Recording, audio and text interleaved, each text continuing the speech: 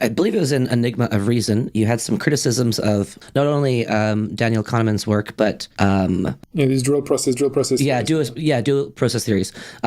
If you could talk about that a little bit, I think our audience would be quite interested to hear just how your work and your theory of the mind contrasts and is different from Daniel Kahneman and dual process theories. Yes, no, that's a great question. So just for the listeners who are not completely familiar with this, dual process theories are a very popular, although I guess it's kind of waning a little bit, but they have been for the past 10 or 15 years a very popular set of theories in cognitive and social psychology and judgment and decision making, according to which the mind is mostly composed of system 1 mechanisms, kind of intuition, so things are fast, relatively effortless, mostly unconscious. And on the other hand, you have these system 2 mechanisms that we could call kind of reasoning, and that are supposed to be kind of slower, when you take your time and you think really hard and you weigh the pros and cons. And there are two, I think, issues. There's several issues with that view. The main one maybe is that very quickly system 2 becomes a kind of homunculus. So instead of being just another mechanism, the point of cognitive psychology is to decompose the mind so you can understand each mechanism as being a silly little box that does a simple cognitive operation so that you can hope to understand the whole thing. But then this system 2 just becomes us. It becomes the thing that directs everything else, that pulls the strings. And so you just push the problem of explaining how we make decisions away by saying, look, it's the system 2. Well, no, system 2 is also it has to be composed of stupid mechanisms that function intuitively because that's just how things work. So it's just a way of, putting the problem away. So conceptually, I think that's the main problem with this view.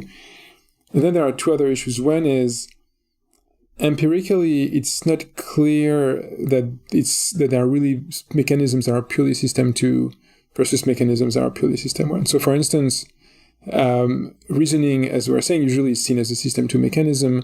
And yet when we, like for instance, at some point, we may be trading arguments, and we'll be doing that quickly, effortlessly. It will seem like completely natural, even though we'll be exchanging reasons. So typically something that should be system 2. And by contrast, imagine you're waiting for someone, at the train station, you're seeing like the whole train being emptied, and you have to look for someone in the crowd. You're going to use face recognition mechanisms. So like the most kind of system 1 mechanism you can imagine, but it's going to be effortful. You'll have to sustain your attention. It will look like system 2 because, you're using this face recognition in a way that is somewhat unnatural. So the distinction there, it's not as if there are some mechanisms that are always system 1 and other mechanisms that are kind of always system 2. And the last problem, which is the one that we discuss the most in our work, is that in most conceptions of these kind of dual process theories, the function of this system 2 is to correct system 1. So system 1 is the heuristics and the biases that we talked about earlier. System 1 relies on heuristics that make systematic mistakes, and system 2 should be kind of checking the output of these mechanisms to catch ourselves when we make a mistake. And that's kind of a priori implausible in the sense that it would suggest that you have, again, this kind of homunculus that is able to fix everything else. Like it knows the solution to all the other things. So if your mind was able to do that, well, you would have better system 1 mechanisms. It would be weird to have a system 2 mechanism that can fix all the system 1 mechanisms. It's also contrary to the data in the sense that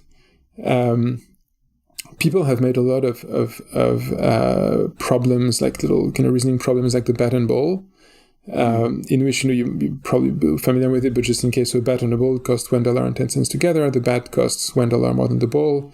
How much does the ball cost? And everybody tends to say 10 cents, but in fact the correct answer is 5 cents. And you can see that, well, okay, so you have system 1 that gives you the 10 cents, and so that's mistaken, and then system 2 takes over and gives you the 5 cents. The first problem with this is that most people don't get it. Most people get stuck on the 10 cents. So system 2 is just failing. And my colleague Wim Denis and his colleagues have also shown that actually the few people who get it right pretty much immediately. Mm-hmm. So the people who go through the wrong answer and then fix it, essentially it's like 1% of the population. It's like it's very, very rare. So empirically, this idea of system 2 fixing system 1 is just not what we observe. Mm. And that's why we have this whole theory for why system 2 has this other function that we discussed in the book that you've talked about previously. So just so I understand the issue here. So the Kahneman and Tversky theory would predict that most people, if not everyone, would get the wrong answer for the bat and the ball thought experiment immediately. And then if you give them more time to think about it, system 2 would kick in and they would get it correct.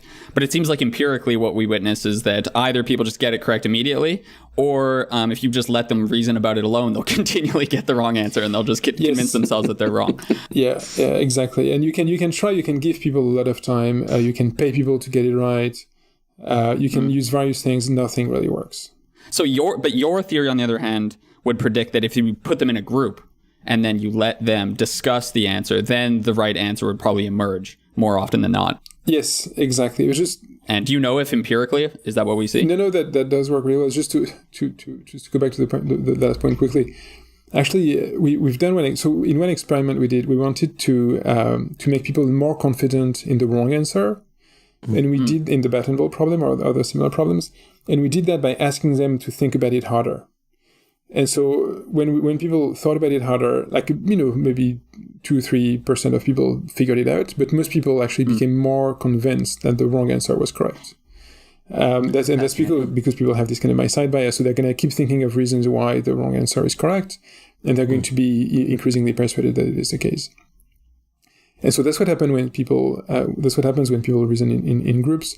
And actually, we know that because we did this big experiment that will also answer the question you just asked, in which we had like large groups of people, like several dozens, maybe up to 200 people in a room, and we gave them the bat and ball problem, and they had to solve it first on their own, to try to solve it on their own, and then after about 5 minutes, they would be able to talk to their neighbors. And what we did is that every minute we measured what they thought the correct answer was and how confident they were in the correct answer. And so and then when you kind of graph the results, in the first 5 minutes when people are reasoning on their own, you mostly see, then again, a few people figure it out. It's very rare, but it happens. But mostly you see people becoming increasingly confident in the wrong answer. And then when they start discussing with their neighbors, you see the correct answer spreading like wildfire, such that after a few minutes, pretty much everybody gets it right. And it's not that people, kind of reinvent it. It's just that, they talk to the other people who got it right, and these people convince them.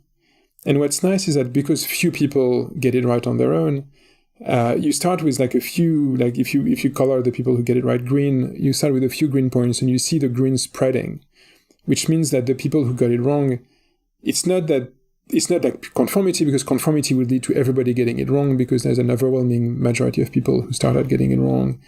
It's not a matter of confidence because the people who got it wrong are really sure that the wrong answer is correct. It's just that the people who got it right have better arguments and they're able to convince the others. And then the people who have changed their minds are able to convince others in turn, which then again means that they have really understood why the correct answer was correct.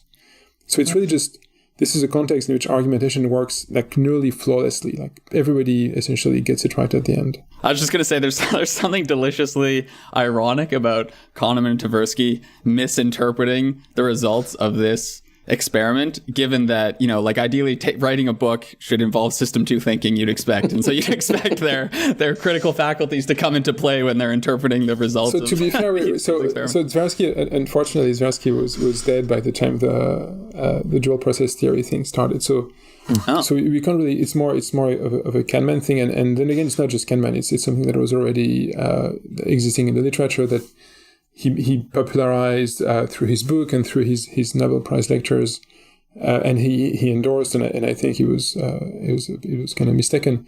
But there's obviously some